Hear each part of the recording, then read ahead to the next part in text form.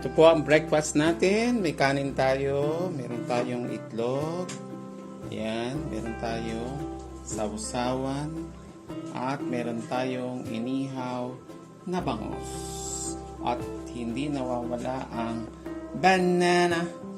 Banana. Yan. Okay. Sarap po nito. Kain tayo. Yan.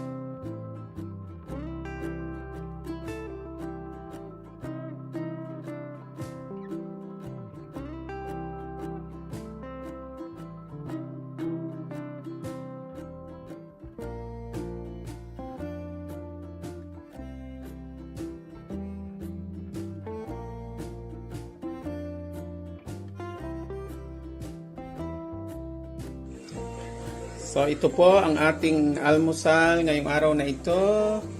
Ang ating inihaw na bangus.